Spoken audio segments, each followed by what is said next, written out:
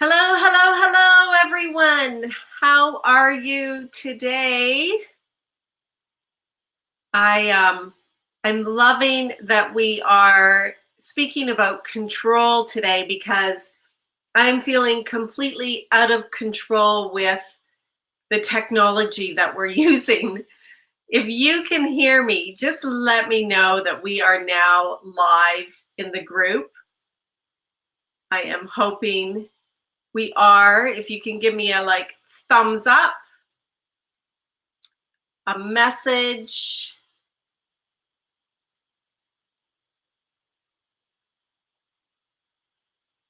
Can anyone hear me? Yes, no, thumbs up, anybody? I'm going to go into the group. I'm going to make sure this is live because we are in for a doozy today and I do not want you to miss anything. Okay, I see that it's live. I'm going to shut down my Facebook now so that I can just chat with you. So welcome, welcome, parents. I am honored that you're here again today. We are talking about the 3 C's of parenting teens, and control is the topic today. I could almost make all 3 days about control because this was one of the toughest things for me. And let me see, is that the right way? I hold that up. So we are talking about control. Yesterday, we talked about how to connect. So we talked about connection. And tell me in the group, if you're watching live, did you connect yesterday? Did you get any helpful advice? We had Laura speaking and Maria speaking to us yesterday about connection, and there was some really simple tools that they offered to us to help us in our parenting. And they seem like these simple tools that it's almost impossible to think there could be any change in your family. And I know what you're going through because I've gone through it too. Raising teens are fabulous, but it's not always easy. And when I started using these tips that you're going to meet some more experts today, but when I started using some of these tips from these experts, things really started to change in my home. And that's when I really felt like I needed to share this with other families, because I did not meet one family that was raising teens that didn't have a concern, whether it was the social media use, whether it was, the motivation. That's a big one. It's hard to understand why our kids aren't motivated, right? Well, some of the tips that our experts give us really, really help. And help us understand. And, skipping school, lying, stealing, any of those things, they're things that almost every family I meet go through. And I almost want to say, this is normal, but it doesn't feel good, does it? It feels really awful. And as a parent, and most of their lives, you have probably known everything they've eaten, you've known what friends they're hanging out with, everything they're doing at school. You're part of every part of their life, and then they become teens and you really don't know a lot. And that is why we are here today to talk about control. So give me if anyone's watching live, give me a hi, give me a hello. Tell me how old your kids are. Tell me how you are doing. Are you feeling great about your parenting? Like really great? Like awesome great? Are you feeling this good about parenting? Then give me a nice happy face.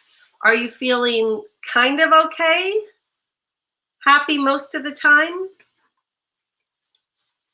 Are you just kind of taking it one day at a time? Or is this you? Is this how you're feeling right now? And I can tell you, I've been in this place many, many times, and you're not alone. And I hope from this group that you've already discovered that you're amongst friends and you are not alone. Okay, so let's get to discussing control today. I want to just tell you a little bit about why we're talking about control, and I'm going to share my personal story with you. One thing I just want to make sure that everyone knows, this Facebook group is not for our teens, it's for us parents only. And when I say parents, you could be a foster parent, an adoptive parent, a step parent, a grandparent, a guardian. You could be someone just working with teens. And I'm just going to say parent, and then I mean everybody who's living or working with or raising teens, that I'm talking about you. So now that we've established that our teens are not in this group, I know that we are all basically in the same boat. But I want to tell you my personal story about control, because it had such a profound effect on my relationship with my teens. I'm the mother of 4. My oldest is 20. I have an 18-year-old and 2 13-year-old twin boys that we are adopting this year. Each one of our kids are fabulous, and they're so different. It's unbelievable how different each one of them are. So when we started having difficulties just trying to understand what was going on with our kids, we met with someone similar to all of the experts that you can find on our website or that you'll be meeting in these chats. And I kept wanting to talk about all the issues that were going on with our family. I kept wanting to say, my son's doing this, my daughter's doing this, I can't believe they're doing this, I don't know what to do, they're doing this. I was so concerned with what they were doing. And the person that I worked with just stopped and said, but how are you feeling and how are you reacting? And it came right down to the amount of control that I felt I didn't have over my kids anymore. And so working with that person, it was just an eye-opener that it really does start with us. It starts with how we are doing. And that's why this group is for parents of teens. It's not for the teens, it's for us. Because once we feel good and once we maybe take control, but let go of some of the control over our kids, then things start to change. So that was our story. I can tell you that it's constant work, because we always want to know everything that's going on in our kids' lives, but we also want to raise them to be independent and capable adults that can make their own decisions and don't need us hovering over them all the time. So it is constant, and it's a constant check for me to just say, what am I trying to hang on to right now? What control am I trying to hang on to? And how can I maybe give up a little bit of that control to get more control over my emotions and my feeling? So I'm going to turn it over to the experts now. That was my personal story, and I know each one of you have your own, and we're here today to just give you some ideas to think about, some things you can implement, and just find like joy back when you're not so worried about having control over everything. It's so amazing how you feel. Like, I can't even tell you how great it feels when you know it's okay to not have to cling to every little bit of control. So give me a shout out if you're watching live. I see a couple hellos. Hello, hello. I can't tell who's saying hi, and I really want to address you personally, but in this program, it doesn't allow me to see exactly who it is. So hello to each and every one of you that are watching live. If you are coming back and watching a recording, please join in, ask your questions. All of our experts are active in this group and can offer some advice, or as a parent, I can just offer some support and tell you that you're not alone. So let's get started with speaking about control, how's the technology? Anyone listening in? Am I freezing up on the screen? I am, right? I feel like I am. Okay. So I'm glad we have some visual, and thank you for saying hi to all the people that said hello. Tell us in the comments how old your kids are, and tell us one thing you're struggling with right now. Like maybe it's how hurt you're feeling or how upset you are about something. Just tell me, because this is really about you. And the more you tell us about how you're doing, the more we can help you. So I'm going to watch those comments. And while I'm doing that, I'm going to invite in our first expert, Laura. And Laura Lyles Reagan, you might have met her yesterday. If you haven't, and you haven't watched the video yesterday, go back. Laura gave some brilliant suggestions for us. And I just am so honored that each one of these experts are taking time to speak to us today. So Laura is here to talk about how we need to change the way we parent, right? We've figured it all out. We raised these young kids and made sure that they had the right food and the education and the hugs and the discipline when they needed it, and all the guidance and the love.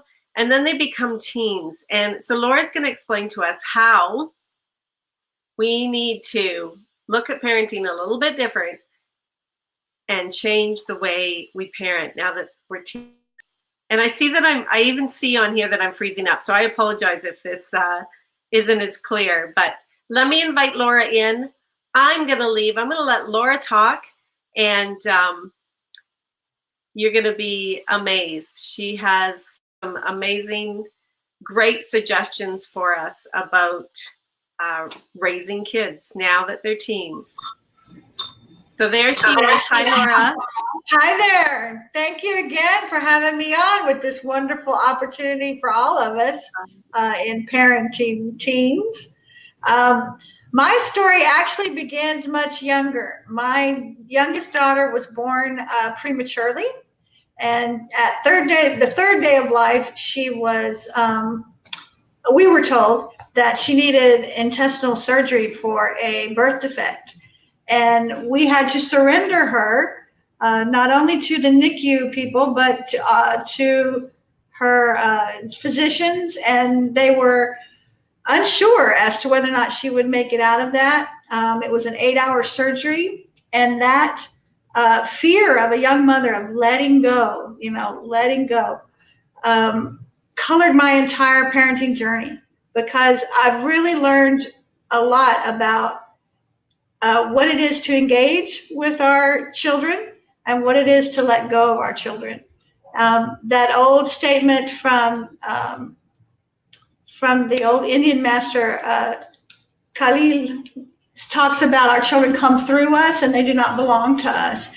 And I learned that very early at the third day of life, that my daughter was not my own, but that she was her own soul. And I remember kissing her and whispering in her ear, remember, love, it's okay to, if you need to move on, and it's also, there's enough love for you to come back and fight. And that relinquishment of control then began to color my whole journey. Now, how does that work with teens? It's more of a dance, right? We all know that parent teens is that we engage with them and then we let go. And the place of peace for us is only in the letting go. My training's in sociology. And what that has informed me about in my parenting journey is the understanding that we live in a very different time than the old agrarian society where you went off to the schoolhouse and that was the first relinquishment of control. You came back and you worked on the family farm. But so much of our parenting ideas are still stuck in that agrarian age. And the conflict that we feel right now in the technological society is that we're having to shift how we relate to one another as adults, but certainly to children. One of my parenting gurus, who is also Oprah's parenting expert, is Dr. Shefali Tisfari. And one of the things she says is this generation of children and teens will only tolerate co-creation. And co-creation means that we connect with one another as responsible equals. Not in that we share the power of legal life or the same experiences. We come with different experiences to the relationship, but we have to invite our teens to engage with us in a way that prepares them for their own future, about how to talk and connect. So much of my work in my book, How to Raise Respectful Parents, is about communication skills, because that's the end for me, is how do I talk to my teen as if they are preparing to be a young adult. One of the other factoids that's been really important in my parenting journey is to understand that adolescence extends in our society, in Western culture, till age 29, believe it or not. Not because kids are lazy or need more support than before, but because the complications of the world are so great and different that it requires extra support. And the reality is, the neurobiologists are telling us that kids' brains don't mature until age 28 or 29. So adolescence is a really long time. This idea of support is a really long time. And I love how Jennifer opened it up, talking about, we had the illusion of control when we were parenting younger children and they were more willing to take direction. But it was really just an illusion, because their brains were forming and maturing. And the joy of teenage life is that they are growing to the point to truly interact with us on a more face-to-face, equal level. And that can be a really exciting time. So our communication has to be worthy of that eye-to-eye kind of contact. They still are teens. We're still responsible for them. They still need so much more information about the world because they haven't experienced as much as we have. But it's vital that we have that co-created idea of connection. Yesterday we talked about connecting with them and the fun that can be in that. But the reality is we have to relinquish control in order to make that more equal connection. Okay, this sounds great. It sounds pie in the sky. Sure, I'm happy to let go of my kid, but what about?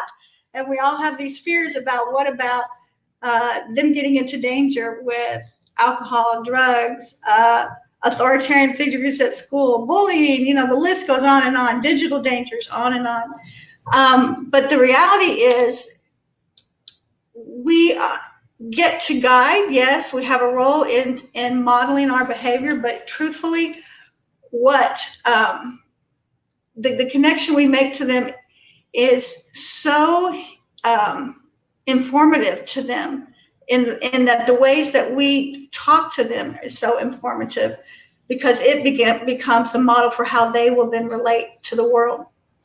Okay, boil that down. What do I mean by that? So often what we're seeking is compliance out of a fear that we might have, wanting to protect them. And that's where we have to examine whether or not the fear is ours or whether or not the fear is real. And it's both. It's not an either or, right? There are real dangers in the world that we want to prepare our kids for. But the way that we get through that is by talking about it. And I learned early on that, coming from the place of fear and was so different in terms of getting a reaction that I wanted and hoped for, because I was teaching skills versus trying to conform behavior. And when I entered my relationship with my daughters from a place of preparing to teach skills and owning that my fear was my own, I invited them to then relate in a way that helped them stretch and grow. And one of the ways I did that was a communication skill called open-ended questions. Open-ended questions are where you ask a question about whatever it is you're discussing, whether it's a problem, whether it's an invitation, whether it's something simple like, what do you want for dinner? You ask it in a way that does not bring forth a yes or no black and white answer. It invites communication. So I would simply say, hi, everybody. I don't know what happened there with Laura. It was a really bad connection. Can everybody hear now? Oh, she was giving such great advice, but I know the connection was not great. So tell me in the comments. Tell me in the comments, was the connection just really bad? We might have to figure out another way to get this information to you. I see that we lost Laura, and I know she had some great information for us, but again, our connection is just not great. So just let me know in the comments. Apologies to everyone who's here live watching this. And don't you worry, we will get this information to you about control. You know what, let's move on to the second point. I'm gonna invite Lisa Smith in. Oh my gosh, you're gonna love Lisa. Can you all hear me? Because you are not gonna wanna miss the peaceful parent. Lisa Smith talks a lot about getting curious and not furious. She's got an amazing, amazing bio that I would love you to connect with her. We did, we had this chat not too long ago. It's on our YouTube channel, so please go and check it out. I'll provide the link after this video so you can check out Lisa Smith. But if you're in the parenting world, you know the peaceful parent. I'm sure you've seen her on Facebook. I know you've seen her on a number of different platforms. She is an author, speaker, coach, just brilliant in the parenting world. So I'm going to invite Lisa on now. And Lisa's going to talk to us today about not taking things personally. And this is where we can really get a grasp on control, our control of a lot of situations by not taking it personally. So here comes Lisa. Hey, Lisa. Hey, Jennifer, can you hear me? I can. I'm gonna go off the screen. The connection is just really, really not great.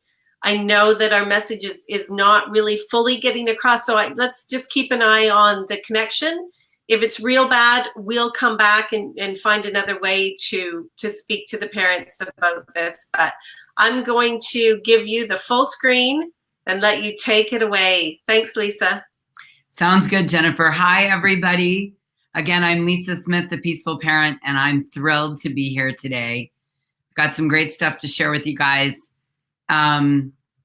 Just a little bit about my background. I am a mom to a 14-year-old strong-willed boy who I call a full contact sport. He's an amazing kid, but he's strong-willed. He came out of the womb strong-willed, and I always remind myself he's going to be an incredible adult, but he's a challenge to parent. So I feel you. Teenagers, they're a beast unto their own. So I'm going to make this short and sweet. And here's what I want to share with you today. There's a parenting meme, and I can't remember who gets credit for this, so I'm sorry for not quoting the author, but there is a great meme going around that says, my kid's not giving me a hard time, he's having a hard time. And this is really important for us to remember. The basis or the underbelly of not taking our kids' behavior personally is really understanding their motivation. So our children at all times are trying to get their needs met. Let me say that again. All children at all times, at any age, are trying to get their needs met. Humans are just trying to get their needs met, but we're going to focus on kids. We're going to focus on teenagers. So your teen is just trying to get his or her needs met. And this is important to remember because so often we're just focusing on the behavior, which causes us to judge the behavior. He's doing that to be difficult. She's being obnoxious. He's being a brat. She's being argumentative. She's trying to provoke me. And the problem with judging our kids' behavior is twofold. One, it doesn't feel good. We don't feel like great parents. And two, it triggers us. It causes us typically to storm alongside our children. So what I really want you to do is I want you to realize that underneath the behavior is a feeling and need that's not being met, that needs to be discussed or acknowledged or recognized. And when we really understand the feelings and needs underneath the behavior, we can get what I call curious, not furious. And we can wonder what's going on here. What do our kids need? I wonder why they're doing that. I, have this 14-year-old boy, and he's doing summer school this summer. He's about to enter high school. And yesterday I picked him up, and he was really difficult on the way home, sort of grumpy and, and on his phone. And I let us drive for a few minutes. My mind wanted to get all like judgmental. I can't believe this. He gets in the car and he's immediately doing this, this, and this. And then I just quieted my mind and I said, no, we're not going to judge. We're not going to get furious. We're going to get curious. So after a few minutes of driving, I asked him to put his phone down and I said, hey, bub, what's going on? How was your day today? Tell me about it. It was fine. I said, well, tell me something about today that you really want me to know. And he launched into the story about how this kid at basketball camp was giving him a hard time and telling him that he wasn't any good and this, that, and the other. And ironically, the kid was giving him a hard time because the kid himself was having a hard time. So we had a conversation about this. And, it just really helped me understand where my son was coming from. It helped me come up with some suggestions and solutions. It also really helped me just give him some empathy and space and some understanding. And it got me out of that judgmental mode. And so, I beg you to not take your kids' attitude personally. It doesn't mean we tolerate it. We're not here to be permissive parents. That's not what's going on. We just want to we don't want to get triggered by it. We don't want to take it personally so that we get all focused on the behavior. Because what I really want you to do is I want you to dig one layer underneath the behavior to the feelings and needs. I want you to wonder. I want you to get curious about what's going on. Because here's what I'm going to tell you. If you solve for the feelings and needs, the behavior takes care of itself. Okay, so do not this afternoon, this evening, this weekend, don't take your kids' behavior personally. Take a step back, gain perspective, take a deep breath, get curious, not furious, and go a layer deeper to really help them solve for what's going on. That is connection. That is moving away from control and moving towards connection. I really hope you find that helpful. And give us some feedback. Let us know how it's going. I'm going to toss the baton, so to speak, back to Jennifer. And I enjoyed being here with you all today and sharing this concept.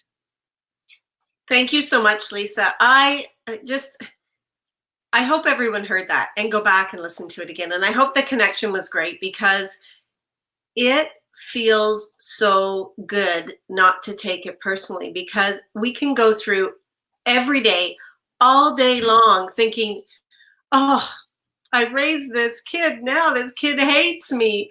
And it's so hurtful. Mm-hmm. And when we can take that away, we can just, gain that control over our emotions back. Just like, it really can be used with anyone.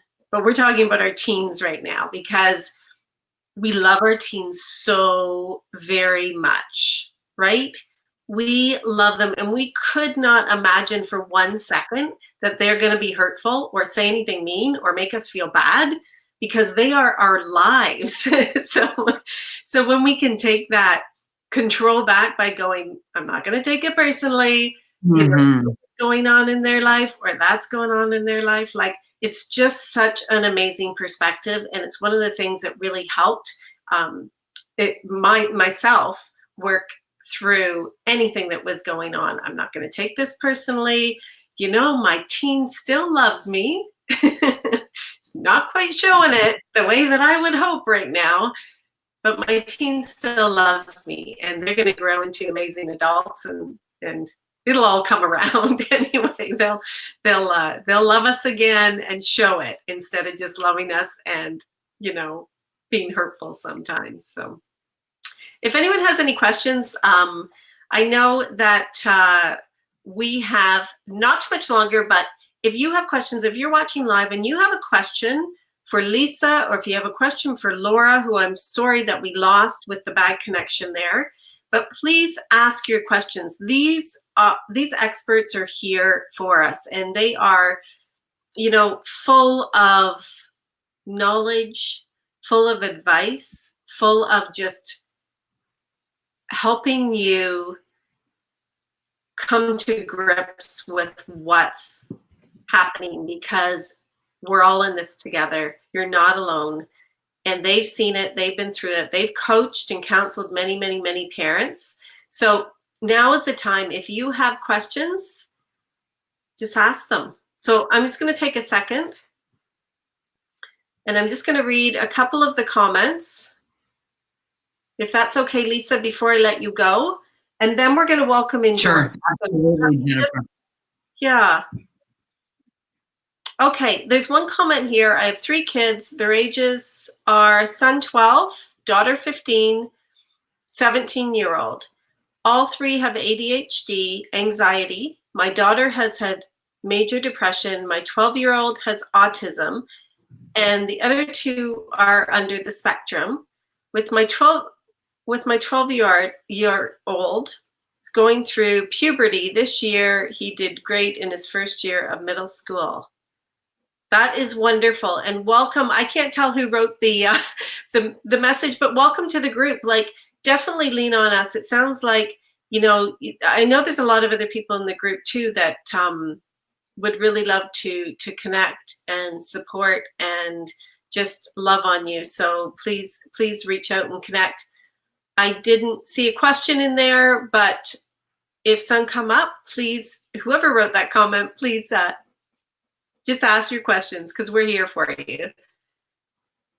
Okay, there's another comment. Thank you for that statement. I will try to not take the attitude personally. Yes, attitude, right?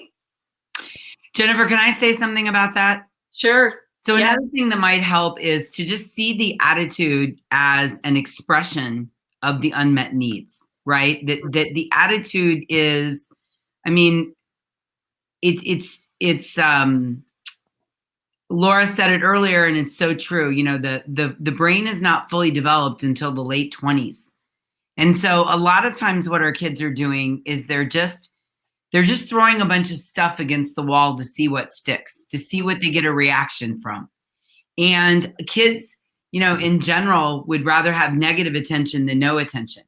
So if you're driving in the car and, you know, your kid is feeling bad about himself and he strikes up an attitude, and that gets a reaction from you, his subconscious brain goes ding, ding, ding, ding, ding, ding, ding. I just got a reaction. And now they're going back for that again and again and again. And so a lot of times it's just a matter of, you know, just see the attitude as an expression of what's going on underneath, and use the attitude as a trigger for you to get curious, right, about what's going on underneath. And as you and I have talked about before, you know, I love the saying, tell me more. You know, when you get that attitude, dig deeper. Don't push away from it. Don't repel. See it as an invitation to dig deeper and find out what is really going on.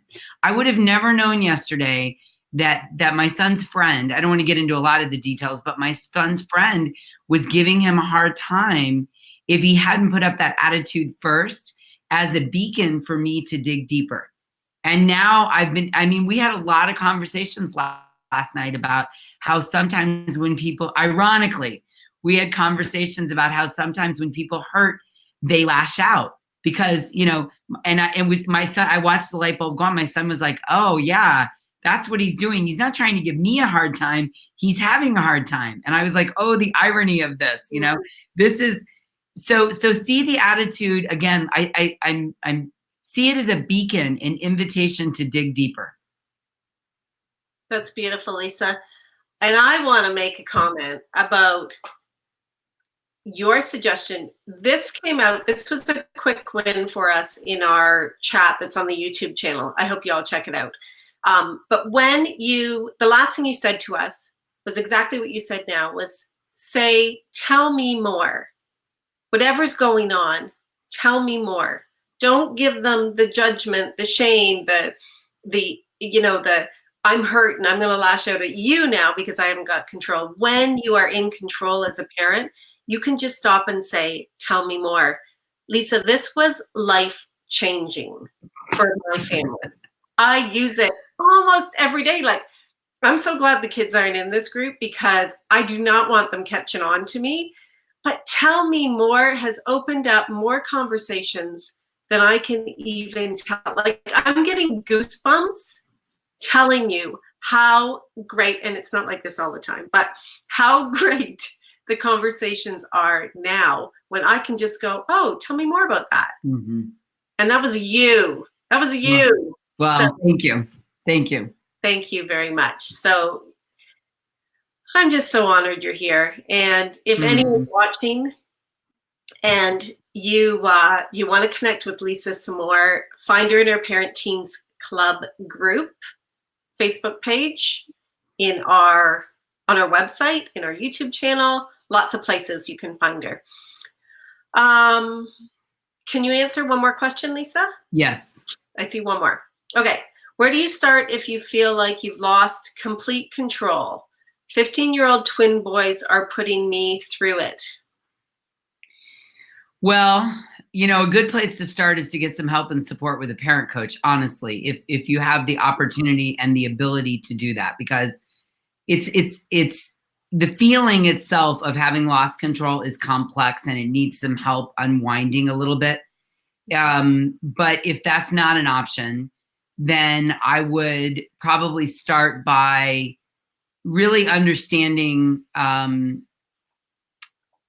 what's going on for them. Again, it's the idea of coming back to, for me, peaceful parenting is about everyone getting their needs met, right? And it's not, when the kids are getting their needs met, we're permissive parents. And when we're getting our needs met, our kids aren't, that's dominant parenting. And I believe in living in the middle, which is how do we all get our needs met? So one conversation this parent might sit down and have with the 15-year-old boys is, well, first I would sit down with myself and ask what of my needs are not getting met. And we're not talking about ice cream for breakfast here. That's not or gaming all night, or we're talking about basic core needs: affection, attention, autonomy, living together, functioning as a team. And then I would sit down and talk as a family about what needs are being met, what needs are not being met. I'd let each individual speak up about it. And then I'd try to come up with a game plan. I use a lot of sports analogies because my boy plays basketball, but what's the game plan? If you're the coach of a team, you're not just getting up every day, having the guys come to practice and just sort of, flailing around. You have a game plan. So I would encourage this mom to think about what's the family's game plan. Mm-hmm. That's great, Lisa. Thank you. Okay, one more comment before you go. I can't wait to put the tell me more in action. Oh, yes. So useful. You're going to love it. You're going to love it. It's going to be a game changer. Okay. So the comment is, I can't wait to put the tell me more in action. I was at a loss for the last year. I was blaming myself for failing as a parent. I so appreciate this group. I can completely relate to the blaming myself for failing as a parent. Here we are in the parenting world. This is what we do. This is our business. We support parents. Yeah. And to admit that, we were failing as a parent was tough. Failing as parents. Or I would say myself. Yeah. But I would offer to this parent, we're never failing. We're always doing the best we can. It's just that when we know better, we do better. I love Maya Angelou's saying. And for me personally, my most powerful mantra is progress over perfection. Every day I'm growing and learning and getting a little bit better. And that's the sweet spot. So, to that parent, you're here, you showed up today, I want you to give yourself a Mother of the Year award, or Father of the Year. You showed up, you're here, you're doing better, you're growing, you're learning. And it is its own lifetime journey, parent being in relationship with our children. So, just take a moment to be proud of yourself and understand that, you're on the road, on the path, and then go home and just embrace Tell Me More. I will say this, my son now, we've been doing Tell Me More for so long, and I don't care what age your kids are, 2, 5, 12, 22, Tell Me More works, but now my son uses it on me. The other day I made a comment to him, we're going to a wedding this weekend in Napa, and I said something about, oh, I hope this goes well or something. And he's like, oh, Mom, tell me more. And I stopped and I was like, yeah, let me tell you more. Let me tell you about my concerns. And we had this really impactful conversation, and he helped me see that, some of my worries were just not worth it, not worth holding on to. And I bet when he said that, you felt heard, you felt respected, right? That he cared, and you felt loved. Like, I think that's beautiful that you've passed that along to him. Yeah. Thank you, Lisa. Yeah. Okay. We have one more expert to chat with today. So if you have any more questions for Lisa or Laura or Doreen, the next expert that you're going to meet, please add them in the group. You're probably going to be coming back for the recording of this, but we're all active in this group. And if you have questions, leave them. Tell us about yourself. Tell us what you got out of this. And then if you try these tips, come back, tell us how they worked, okay? So thank you, Lisa. You're welcome, my pleasure. Thanks for having me, Jennifer. It was just great to be here with everybody. Always great to have you here. We'll see you on the website and in the group. Take care. Bye. Okay, next we have Doreen Steenland, and Doreen is amazing, amazing, amazing. She is an ICF certified Christian coach, and she does so many things. I can't a long list of amazing things that she does. She does a one-on-one coaching. She does relationship coaching. She does group and individual coaching. She does it all. And she is just fabulous. So I'm going to add her in here. Hopefully Doreen, I don't see that your video is on. Do you have, can you hear me, Doreen? I can hear you. It says I'm in the show. It says your team.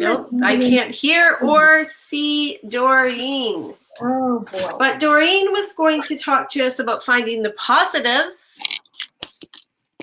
Let's see. Let me just connect with her. Oh, this is all about letting go of control today, right?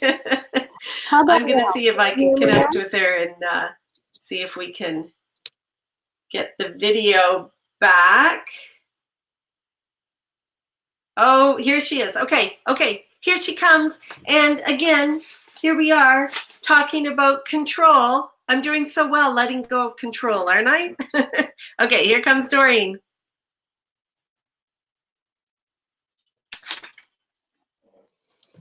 Hi. Hello. Can you see me?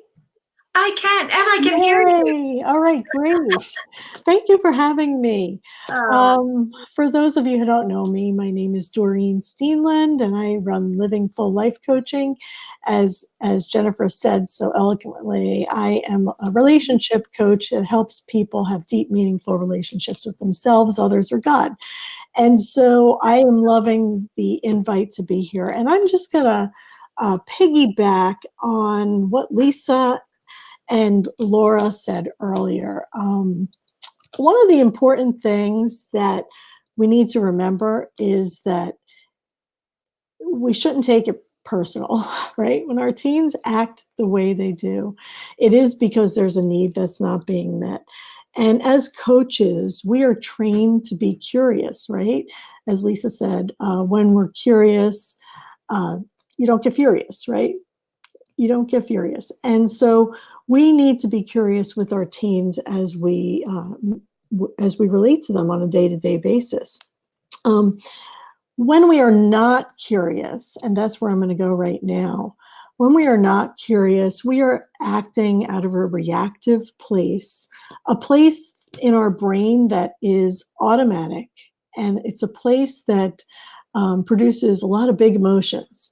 And we don't want to function out of that spot, because when we do, it's really hard to find the positives, right? All we want to see is negative, and our brains are wired in such a way that we are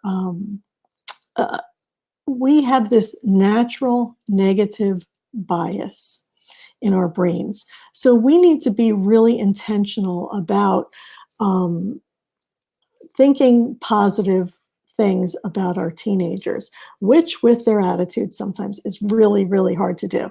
So what I want to leave you with is just a few little tips. As we're dealing with our teens' attitudes, as Lisa said earlier, we do need to see what's going on underneath, not only underneath in their heart, but in our own heart. And what I want you to remember is that we are growing and your teens are growing. And when we see growth, sometimes it's one step forward, two steps back, right? But if you take time to remember about some of the places that you have been and where you have come, that's a really great place to start.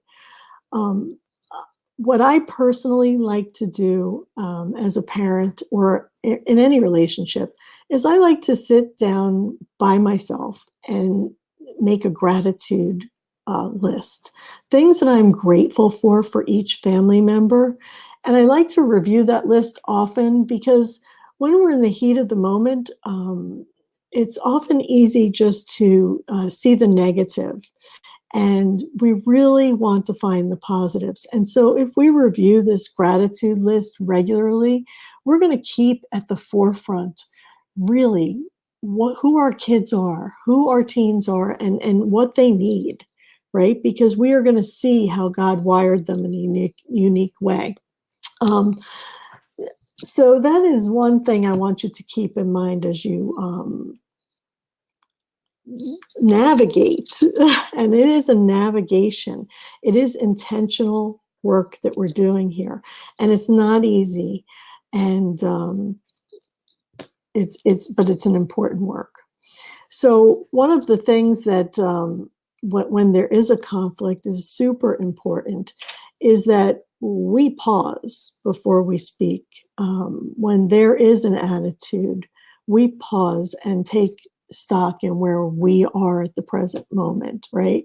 We take stock in choosing our words carefully, because our words really, really matter, right? Our words are very important. And as Lisa pointed out earlier, and so did Laura,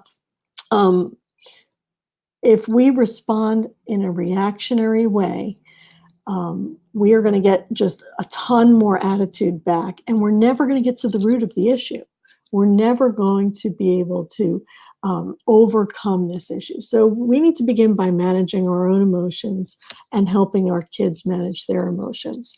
And we cannot get to that place of having a calm dialogue, a tell me more dialogue, until we actually connect with our teens, until they know that we are on their side and we care about them and we want to meet their needs.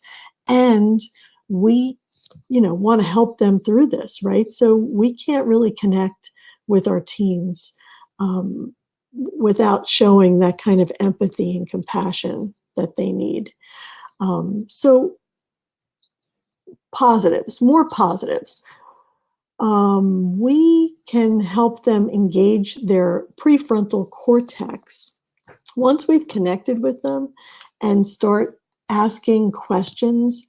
And the tell me more phrase is phenomenal. It's a huge coaching question. It's a huge coaching statement, and it's super important in real life, because what it does is it opens up the conversation. It doesn't shut down the conversation with the judgment.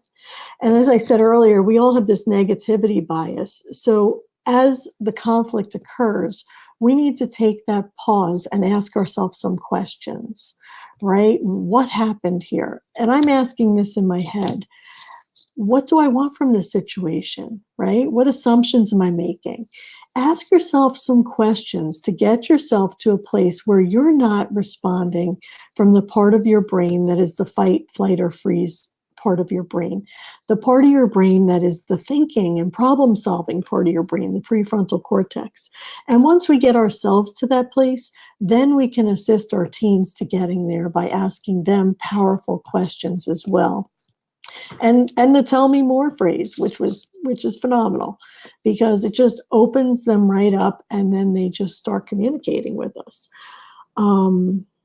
So yeah, asking ourselves questions. What happens when we don't take that pause and ask ourselves questions? Well, we get into a whole judger mindset. Instead of being in a growth-oriented mindset, we're in a judger mindset where we often look to blame. Whose fault is this? Who's responsible for this? Why is this happening? Why am I such a failure? It's more of a victim mentality. It's a judgmental and a victim mentality, and we don't want to be there, and we don't want our kids to be there either. It's very, very easy when we're looking at the negatives and not looking at the positives to go into a victim mentality and head right to the judger pit, as Mary Lee Adams says in her book, Change Your Questions, Change Your Life. We don't want to go into the judger pit because nothing good happens there. It's all from the emotional part of our brain, and we remain stuck in the mud, and that is not where we want to be. We want to be the catalyst to help our kids grow and learn and change, right? So those are just a few tips. I see we're at the top of the hour now, and I'm sure that Jennifer has some kind of time limit here. So I'm going to see if Jennifer is going to come back on, and maybe we can field some questions. That was amazing, Doreen. Thank you so much for sharing that with us. The book you had mentioned, Change Your Questions, Change Your Life. Would you recommend that parents read that? That is a great book for all relationships. Yes, it's about having a mindset of growth versus a mindset of judgment, right? As Lisa also talked about earlier, when we approach a situation in a judgmental way, no one's learning, no one's growing. We're all coming in with our fixed opinions and our fixed ideas, and nobody's budging, and there's nothing but conflict. Mm-hmm. So this is having a worksheet like this and having some guidelines helps us to manage our own brain, and so that we can get to the prefrontal cortex and actually solve the problems in a way that builds connectiveness instead of divisiveness. That's great. Can you, after we're done speaking, could you add a link maybe to that book in the comments for parents?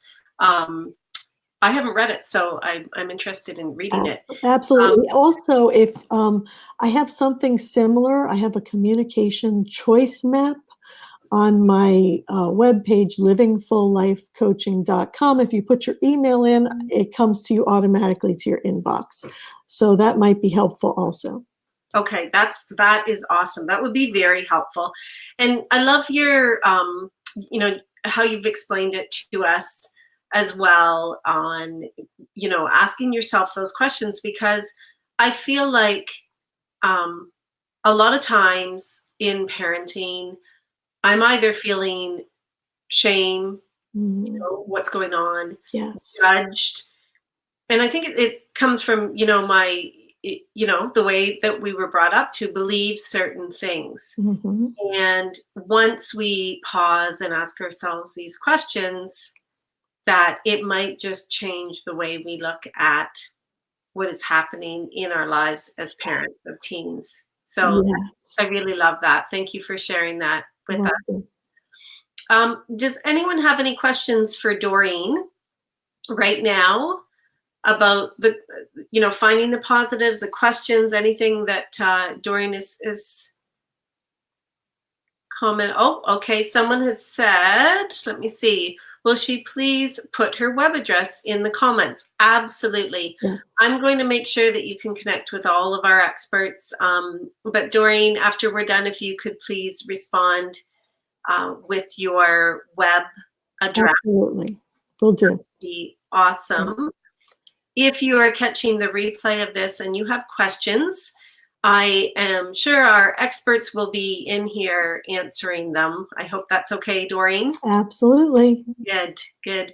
And I love your perspective too. You are a Christian coach, and I just love all the things that you really focus on, and just how big a heart you have, and how brilliant you are with all your teachings, and even relationships. You know, we're going to talk more about that on Thursday. We're really going to focus on relationships. But you do a course. Now, let me see. Is it called SYMBIS? Is that right?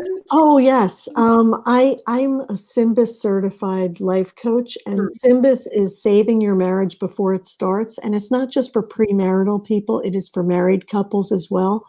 And what it does is you take an assessment, it prints out a report, and then we coach as a couple. And with myself, we coach through these things to see our differences, to see our strengths, to see where we're lacking, so that we can formulate a plan as a family to be on the same page. Because when we don't take time to be intentional about what's going on in our lives, we're just going through the motions. Life is mundane and it's hard, right? But when we're intentional and we have a plan and we have a direction and we have a map, we know the direction we're going in, right? So that's my goal, is to help parents and people and marriages all just find this map to find your way to the purpose for your family, which is all unique. Yeah. So I love that that tool, that SYMBIS assessment, and thank you for mentioning it. Yeah, you're welcome. I also do a Parenting with Intention workshop, which goes into a lot of the communication aspect of parenting. I don't go into a lot of the minute details, but it's mostly about the communication and the heart and the brain connection. You got to have communication, right? Yeah. Oh, and patience. Yeah. And control over your emotions. Oh, control. Don't mention that word. Control over your emotions. Illusion, right? As Laura said, it's the illusion. Yes. Right. Well, thank you very much, Doreen, for being here. I am honored, and you know, we'll make sure that everyone has the links to find you, and we'll see you again, I'm sure. Thank you so much for having me. Have a great day, guys. You too. Bye-bye. Bye. Okay, so what did everybody think about our three experts that we had today? Laura, who I apologize if you couldn't hear Laura very well. My fault completely. I'm out here in the country, and sometimes if it's windy or rainy or sunny, the connection isn't always perfect. So I really apologize for that. And I'm hoping she'll come back another time and just share with us. But today, being all about control, I hope that you got some out of it. Yesterday was about connection. I probably should have put connection. I ran out of paper, as you can see. And tomorrow is about care. So we are going to talk a lot about your parent health tomorrow when we talk about care. It is the last C in the 3 C's of parenting teens. Before you come and join us live tomorrow, which I really hope you do, before you join us live, I'm going to provide a link that gives you a really fun quiz to decipher what level you are at when we're speaking about parent health. It's going to give you a level 1 to 4, and it's not an exact science, but for the people that have taken it, it's pretty close to what is happening in their lives. Now, there, of course, is a lot of varying degrees of 4 levels. You can't just be 1, 2, 3, or 4, but there's a varying degree, and guaranteed, if you ask me on one day, I might be a 2 and I might be a 3 or 4 the next day and back to a 1. So it really depends on the day too. So take it as many times as you like and maybe get an average of what level you are at. And this is going to really help you, figure out, like Doreen said, that path, because we do all need a path to know where we are and where we want to get to. And I feel like we're all here because we are trying to get to an amazing place where we are loving our life and we are connecting with our teen and we have full control of our emotions and we feel good, because it doesn't feel good to not feel good. Is that a lot of goods? Wasn't good. Okay, I'll find another word for that. But it really does, it hurts, right? It doesn't feel great. There you go. Another word for good. It doesn't feel great. And I want you to feel really great about your parenting. And so this path will show you what it can be like, even using one of the tools that these experts have given us in any of the days.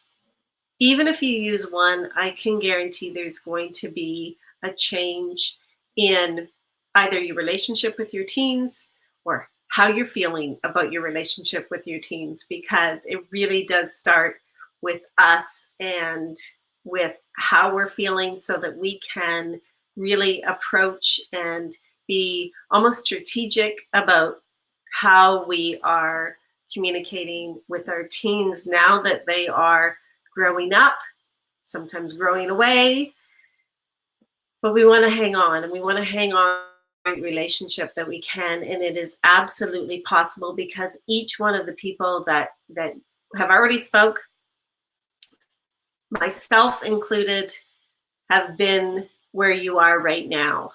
And it is possible that you can absolutely have great communication. You can have a life with these teens that you're raising as they become adults, and you become adults together, and you have this newfound relationship. So this is where it starts, though. So thank you so much for joining us live.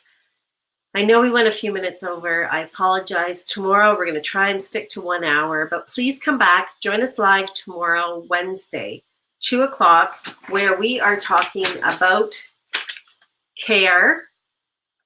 And we are going to, where's my happy faces? We are going to turn this into this. Maybe, no, not that one. Not that one. Maybe even that one. It's okay, it's a start. So take the parent quiz. It's a parent health quiz. I'll provide the link after. We'll make sure you have links to all the experts. Thank you, thank you, thank you. If you have questions and you are watching this on the recording, ask them here. We'll come back. We are all in this group. We'll come back, answer them for you, and make sure that you have something to take away. All right, thank you all. Hugs and love and strength. Mostly strength to you all as you're parenting teens. And we'll see you tomorrow. Take care.